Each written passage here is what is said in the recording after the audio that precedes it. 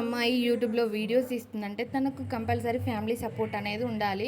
నిజం చెప్పాలంటే నాకైతే జీరో సపోర్టు.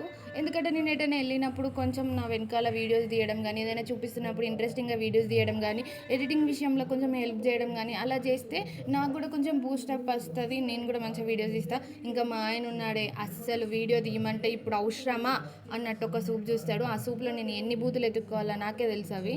సో నేను తీయమని అసలు అడగను. తీస్తే ఓన్లీ సెల్ఫీ వీడియోస్ తీసుకుంటా అంతే తప్ప తనని తీయమని అడగను. అయ్యో రామ, ఫొటోస్ దిగడానికే ఇష్టపడరా నాయన అంటే వీడియో తీ బాబా, ఇద్దరం కలిసి వీడియో తీద్దామని అంట. మళ్ళీ ఒక సూప్ చూస్తాడు.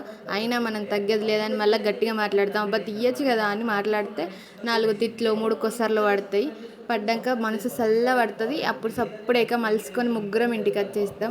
ఇక ప్రతిసారి వెళ్ళిన ప్రతిసారి ఇదే సిచ్యువేషన్ జరుగుతుంది. కొత్తగా ఏమి ఉండదు మాకు. బయటకు నేను పొరగాలి ఎంత ఎగ్జైట్మెంట్తో పోయినా అంతా చల్లబరుచుకొని తీసుకొస్తాడు.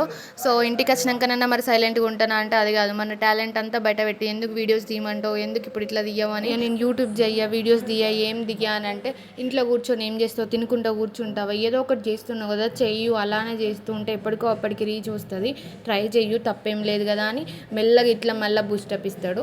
సో ఇంకా మనం అనేది ఏం లేక మూసుకొని ఉండడం తప్ప ఏం చేయలేము ఆయనతోటి. సో నేను వేసుకున్న డ్రెస్ అయితే మీషోలో తీసుకున్నా. 2 years అవుతుంది దగ్గర.